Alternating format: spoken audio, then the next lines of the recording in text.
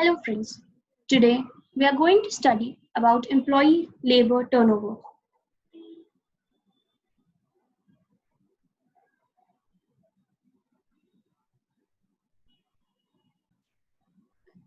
So what is employee labor turnover?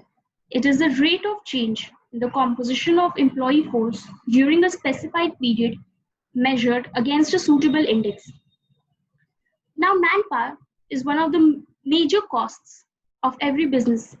Therefore, it's very important for any company to have control over what is the frequency with which the employee composition is changing. That is, how many times are employees leaving the organization, how many times we are having to recruit new employees because of some expansion program that is in place. So there are three methods for computation: replacement method, separation method, and flex method. Now we are going to look at each of these three methods separately and in detail. Replacement method.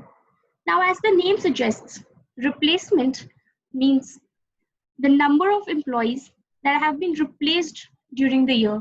That is, the existing employee had left the company, and in place of the leaving employee, a new person had been recruited.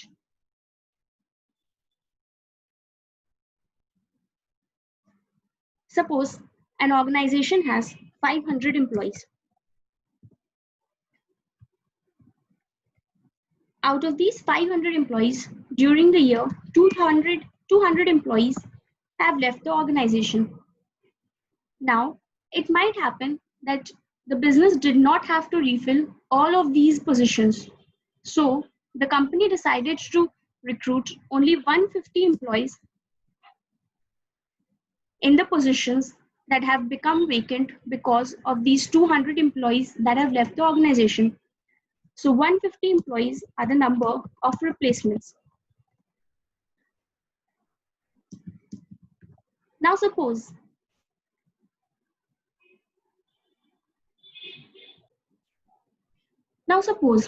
the company is into an expansion program, because of which the company had recruited 50 more employees. These employees do not fill in any vacant position. These are actually new positions created within the organization. So these 50 employees are new recruits. When calculating the employee turnover ratio by way of replacement method, we are going to consider only these 150 employees and not the 50 employees that have been added on account of expansion. So it says that replacement method takes into consideration the actual replacement of the employees irrespective of the number of persons leaving the organization. In our example, 200 employees had left the organization, but since only 150 employees were replaced, therefore, we are going to take into account only those 150 replaced employees, plus new employees appointed on account of expansion plan are not included in the number of replacements because in reality, they are not replacing anybody. These are completely fresh positions that have opened up in an organization. So we'll calculate the employee turnover rate by multiplying the number of employees replaced during the period to average number of employees during the period on roll into 100.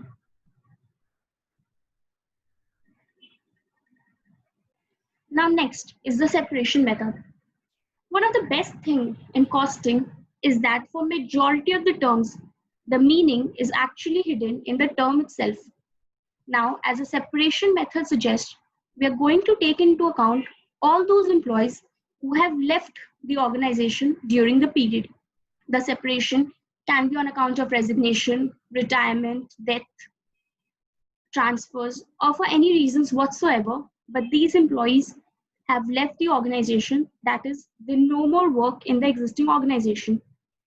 So we are going to calculate the employee turnover ratio by dividing the number of employees separated during the period by the average number of employees during the period on roll. The next and the last method is the flux method. In the flux method, we take into account all the separations, all the replacements, and the new joinees during the period.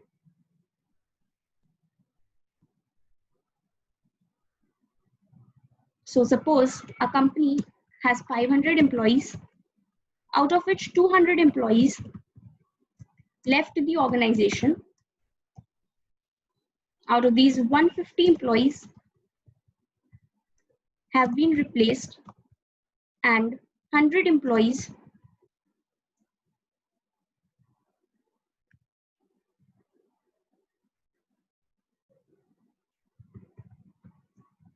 have been freshly recruited.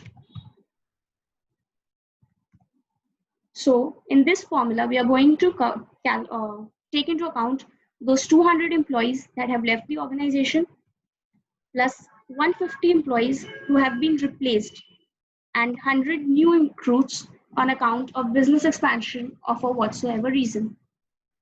So for a quick revision, in the replacement method, we would have taken into account only those 150 employees that have been replaced. That is the positions that have been left vacant because of these leaving employees. Only 150 positions had been filled in by way of fresh recruits. In the separation method, we would have considered 200 employees, that is the number of employees who had left the organization during the period. And in flux method, we are going to consider all these three, that is the number of employees that have left the organization, the number of employees who have been replaced, and the number of new recruits.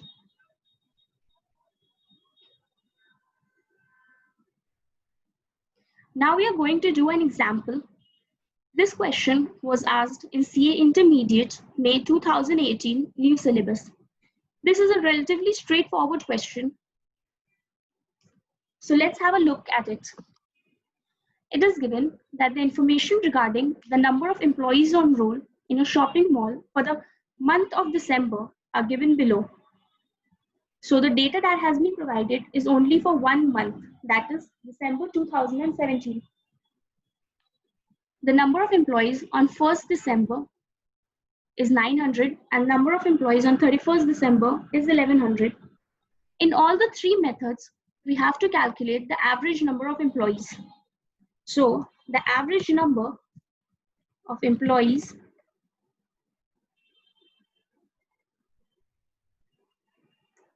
will be calculated as a number of employees on 1st December 2017, that is 900, plus 1100 employees that were at the closing of the month, divided by 2, that is 2000 divided by 2, giving us 1000 employees. This means that on an average at any point of time, the company had 1000 employees on its payroll in the month of December 2017. Now, it is given that out of these employees, during the month of December, 40 employees had resigned and 60 employees were discharged. That is, 40 employees resigned voluntarily, they left the organization, and 60 employees were discharged. That is, they were asked to leave the organization. Whatsoever the reason might be, we can safely say that 100 employees had left the organization. That is 40 resignation cases and 60 discharge cases. So number of separations during the period will be 40 plus 60, that is 100. Next, it is given that 300 employees were recruited during the period. Out of these 300 employees, 225 were recruited for an expansion project and the rest were recruited due to exit of the employees. Assuming 365 days in a year, calculate employee turnover ratio and equivalent annual employee turnover ratio by applying the replacement method, separation method, and flux method. So for separation method, we have calculated the number of separations during the period, that is the number of employees who had resigned plus the number of employees who were asked to leave the organization. Again, in the separation method, it is not important that what is the reason of the employee leaving the organization. We are going to consider all the employees that have left the organization during that period, whatsoever the reason might be. In the replacement method,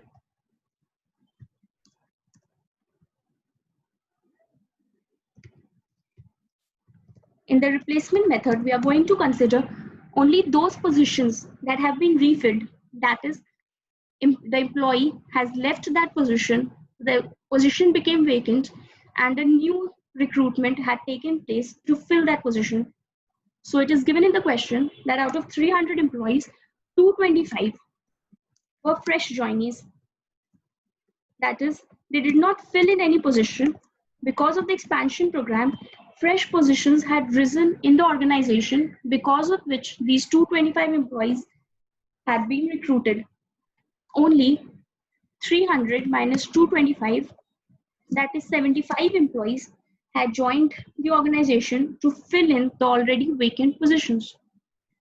So we have calculated the denominator for all the three methods, that is the average number of employees, which is 1000 employees.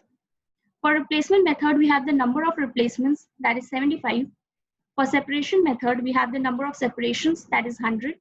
And for flux method, we take into account all these three elements, that is number of separations, that is 100, plus number of replacements 75, and number of new joinees 25. Now we are going to put this in the formula and find what the answer is. So as we've seen, the average number of employees is 1000, number of separations 100, number of replacements 75, and new joinees 225. So the replacement method employee turnover ratio will be 75 divided by the average number of employees, that is 1000 into 100, giving us 7.5%.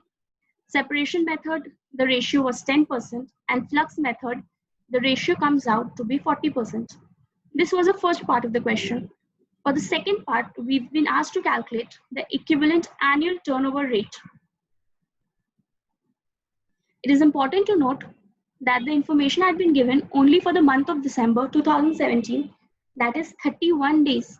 We have to calculate the annual equivalent ratio, considering 365 days in a year. So 7.5% is the employee turnover ratio for 31 days. So for 365 days, the employee turnover ratio will be 7.5 divided by 31 into 365, giving us 88.31%. Similarly, for separation method, we have 117%, and for flex method, 470. Next, we are going to see that why do employees leave? What is the reason for a high or a low employee turnover? Basically, all the reasons can be categorized into three categories. One, personal causes. Second, unavoidable causes. And third, avoidable causes. What are personal causes? Suppose a person is not happy with the job or the work environment, say with respect to overtime, working hours, low wages, etc., then he might want to switch the organization for a better work environment. The person might be having some domestic troubles, or because of old age or ill health, he's not been able to continue the organization. All these reasons contribute to the employee leaving the organization, maybe in search of a better pay, better work environment, better training facilities, or because of the inability to continue due to ill health, old age, etc. Next, unavoidable causes. Sometimes it might become important for the management to request their employees to leave the organization. Now, if the company is going through a period of recession, they might have to cut down on the labor cost. Then they will have to ask the employees to leave the organization. Some organizations, due to the seasonal nature of work, say they have the production activity only during the first 6 months of the year, will have to cut down on the employees in the second half of the year. So these reasons are not exactly under the control of the management, and because of the existing situation, they are often forced to ask the employees to leave the organization. Next, opposite of this is the avoidable cause. These causes are actually under the control of the management, but they require the continuous attention of the management. For example, employees often leave because they are dissatisfied with the job, pay structure, work environment. because they are not getting opportunities for growth. There's lack of training facilities, medical facilities, etc. So these parameters can be avoided if the management invests sufficiently in the well-being of its employees. Therefore, such causes come under avoidable causes. So we have seen that there are three causes for employee turnover: personal cause, unavoidable cause, and avoidable cause. Next, why do we study employee turnover in so much detail? What is the reason for this? It is because employees are the major assets of a company, and every company has to invest extensively in its workforce. They are the backbone of any organization. Basically, there are two types of costs that are associated with employee turnover. One is preventive cost and one is replacement cost.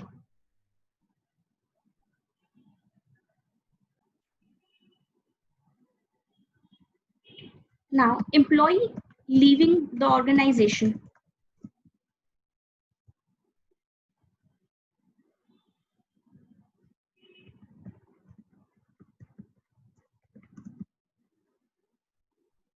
All the costs that are incurred to prevent an employee from leaving the organization are known as preventive costs. All the costs that are incurred after an employee has left the organization are known as replacement costs. Now, once the employee has joined the organization, the company has to incur extensively on the welfare of the employees to ensure that the employees do not leave the organizations in order to keep them sufficiently motivated so that they want to continue in the organization. These costs are called preventive costs. That is the costs which are aimed at reducing the employee turnover to a minimal, such as investing in employee welfare like pension, giving them medical benefits, training facilities, etc. Now, if the employee has left the organization, a vacancy will arise. The business will have to fill in that vacancy, because of which a recruitment drive will have to be taken place. The new employees will have to be trained. Now, the new employees will not be as efficient and experienced as the previous employees.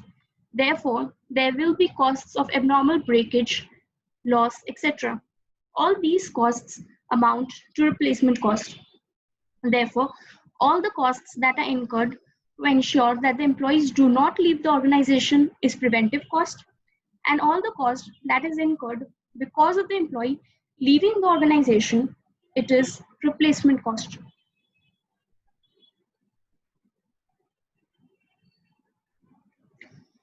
Next, we are going to do one example from the study material.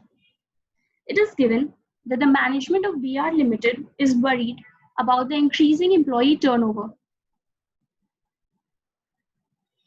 And before analyzing the causes and taking remedial steps, it wants to have an idea of the profit foregone as a result of employee turnover. So the last year's sale amounted to rupees 83 lakh. PV ratio was 20%. The total number of actual hours work was 4.45 lakhs. As a result of the delays by the personnel department in filling vacancies due to employee turnover, 1 lakh potentially productive hours were lost. The actual direct employee hours included 30,000 hours attributable to training new recruits, out of which half of the hours were unproductive. Plus, a few additional costs have been given, such as recruitment costs, selection costs, etc. Assuming that the potential production lost as a consequence of employee turnover could have been sold at the prevailing prices, find the profit foregone last year on account of employee turnover. Over here, we have to tell the management of BR Limited that because of this employee turnover, how much additional cost it had incurred. What was the effect on the profits of that organization? All the four elements of cost, that is settlement, recruitment costs, selection costs, and training costs, are directly attributable to the employee turnover and has directly affected the profits of the organization. But there is one more important cost element which is not actually cost, it is the profit that could not have been derived because of this employee turnover, which we have to calculate, and that is the contribution foregone. Now, when an employee leaves, there might be a lag between the date on which the employee has left and the date on which the replacement has joined the organization.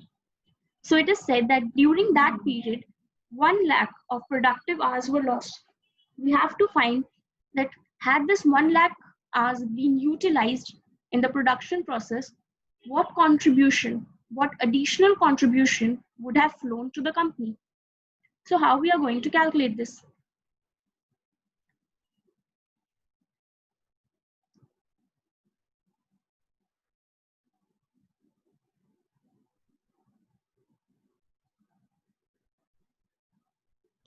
Now, the actual hours worked. It is said that 4,45,000 hours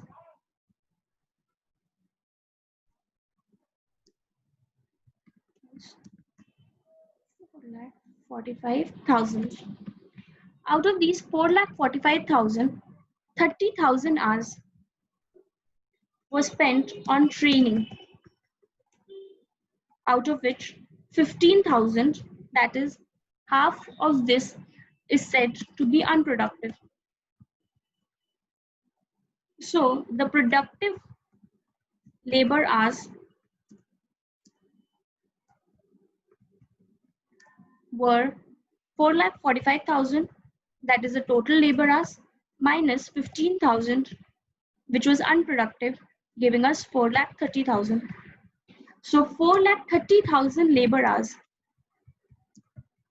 had given us a profit, had given us a sale of 83 lakhs. Now, what was the contribution foregone? The sales have been given as 83 lakhs and PV ratio is 20%. We all know that contribution is sales into PV ratio. So the total contribution generated because of 4,30,000 productive hours was 16,60,000. Therefore, for 4,30,000, 4,30,000 hours generated a contribution of rupees 16,60,660. So one labor hour would have generated a contribution of 16,60,660 divided by 4,30,000, giving us 3.862 lakhs, sorry, 3.862 rupees per labor hour. Now it is given in the question that 1 lakh hours, 1 lakh productive labor hours were lost because of the employee turnover. So how much contribution has been foregone because of this loss? This is going to be calculated by multiplying the labor hours loss into the per unit of labor hour contribution as derived by us, that is 3.862, giving us 3,86,200. So now we have calculated the contribution lost because of the employee turnover. So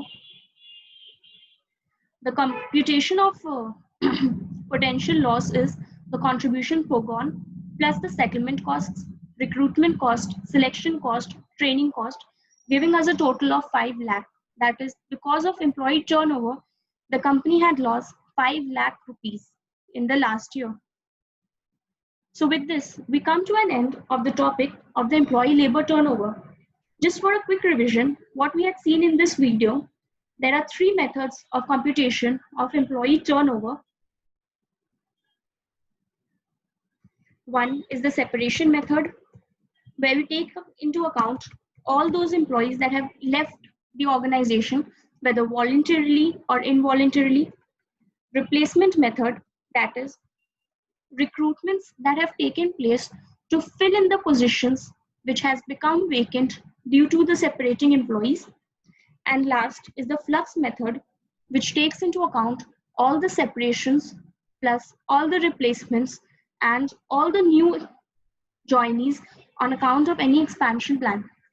Next, we came across what were the causes of employee turnover.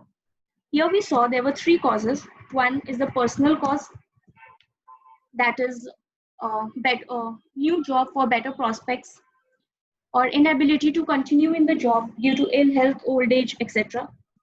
Unavoidable reasons, that is when the management is forced to ask an employee to leave the organization on account of, say, seasonal nature of the business or recessions or etc. And third is the avoidable cost, which can be avoided, but the management has to pay continuous attention to them, such as employees leaving because of lack of training facilities, good medical benefits, etc. Next, we had the effects of labor turnover. So there were two major costs that are incurred because of employee turnover. One is the preventive cost, that is the costs incurred to ensure that the employees do not leave the organization, to ensure that they are satisfied, such as investment in their training, medical benefits, pensions, etc. And second was the replacement cost. That is, after the employee has left the organization, we have to refill that position, because of which we have to carry out a recruitment drive, train the new employees. There will be abnormal losses since the new employees will not be as efficient and as experienced as the existing employees. So with this, we come to an end of the employee labor turnover chapter. If you have any doubt, feel free to post them in the comment section below. Thank you.